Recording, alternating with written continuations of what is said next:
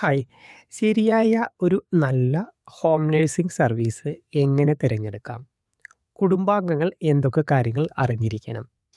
നമുക്കെല്ലാവർക്കും അറിയാം, വീട്ടിലേക്ക് ഒരു രോഗിയെ നോക്കാൻ ഒരു ഹോം നേഴ്സിനെ തിരഞ്ഞെടുക്കുന്നത് ഏറ്റവും ശ്രമകരമായ, നല്ല ബുദ്ധിമുട്ടേറിയ ഒരു കാര്യം തന്നെയാണ്.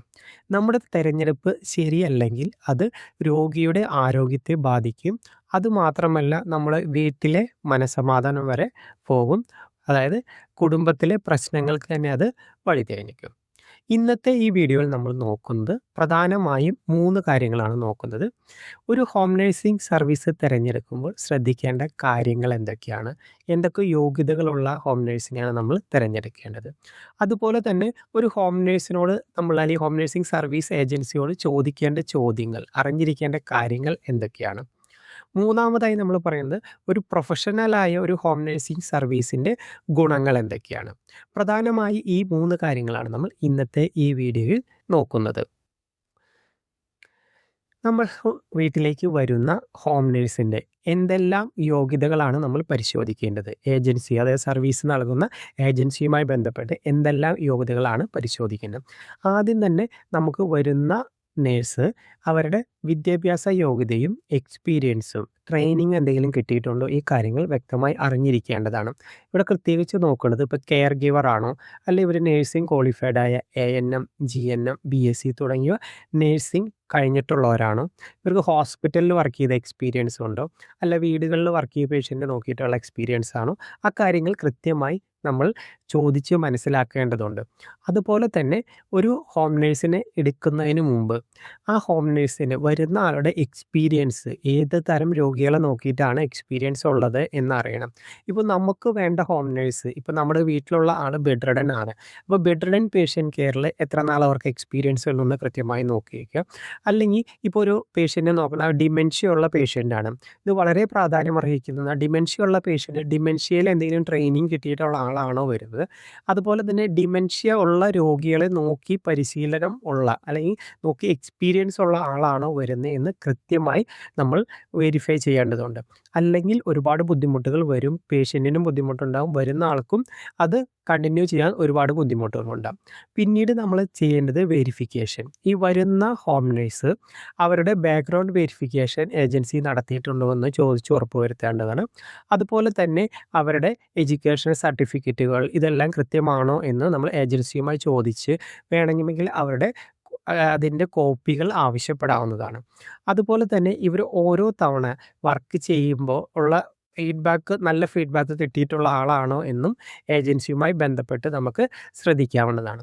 ഇപ്പോൾ ഒരു ഹോം നേഴ്സിനെ നമ്മൾ എപ്പോഴും ഹയർ ചെയ്യുന്നതിന് മുമ്പ് അവർക്കുള്ള എക്സ്പീരിയൻസ്, അവരുടെ ക്വാളിഫിക്കേഷൻ, അവരുടെ അതുപോലെ എഡ്യൂക്കേഷൻ നേരത്തെ പറഞ്ഞതാണ്. അത് കൃത്യമായി നമ്മൾ വെരിഫൈ ചെയ്യേണ്ടതുണ്ട്, കൃത്യമായി മനസ്സിലാക്കേണ്ടതുണ്ട്. ഏത് ക്വാളിഫിക്കേഷനാണ്, ഏത് രീതിയിലുള്ള കെയറാണ് പേഷ്യൻറ്റിന് വേണ്ടത്, അതിന് തക്കതായ കെയർ കൊടുക്കാൻ പറ്റിയ എക്സ്പീരിയൻസ് ഉള്ള ആളാണ്, ക്വാളിഫിക്കേഷനുള്ള ആളാണോ വരുന്നതെന്ന് ഉറപ്പുവരുത്തേണ്ടത്. ഒരിക്കലും നമ്മൾ അറിയാവുന്ന ആളാണെന്ന് പറഞ്ഞ് പറയുന്നതെല്ലാം വിശ്വസിക്കേണ്ട കാര്യമില്ല. എപ്പോഴും ഡോക്യുമെൻ്റ് വെച്ച് നമ്മൾ ഡോക്യുമെൻ്റ് വെരിഫൈ ചെയ്ത് തന്നെ നമ്മൾ കാര്യങ്ങൾ മനസ്സിലാക്കേണ്ടതുണ്ട്. അതുപോലെ തന്നെ ഒരു പ്രധാനപ്പെട്ടതാണ് ഏജൻസി ഓഫീസ് എവിടെയാണ്? ഏജൻസി രജിസ്റ്റേർഡ് ഏജൻസിയാണോ? സർവീസ് നൽകുന്ന കമ്പനി രജിസ്റ്റേർഡ് ആയ കമ്പനിയാണോ? അതുപോലെ തന്നെ അവരുടെ ഓഫീസ് എവിടെയാണ്? കൃത്യമായി ഓഫീസിൽ പോകാൻ പറ്റുമെങ്കിൽ പോയി അവരെ വിസിറ്റ് ചെയ്യുക. അല്ലെങ്കിൽ കൃത്യമായി അഡ്രസ്സ് എങ്കിലും എവിടെയാണ് ഏജൻസി എന്ന് അറിഞ്ഞിരിക്കുന്നതും നിർബന്ധമായ കാര്യങ്ങളാണ്.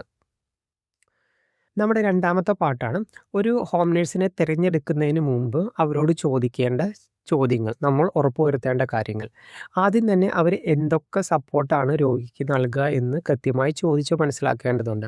ഇവർ കൃത്യസമയത്ത് മരുന്ന് നൽകുമോ? അല്ലെങ്കിൽ ഇപ്പോൾ ഒരു BP നോക്കേണ്ട പേഷ്യൻ്റാണ്, ഷുഗർ നോക്കേണ്ട പേഷ്യൻ്റാണ്, ഇൻസുലിൻ കൊടുക്കേണ്ട പേഷ്യൻ്റാണ്, അല്ലെങ്കിൽ റൈസ് ട്യൂബിലൂടെയാണ് ഫീഡിങ് വരുന്നത്. ഈ കാര്യങ്ങളൊക്കെ ഇവർ ചെയ്യുമോ? അതിൻ്റെ ഇതുള്ള വ്യക്തമായ ധാരണ ഉണ്ടാവണം.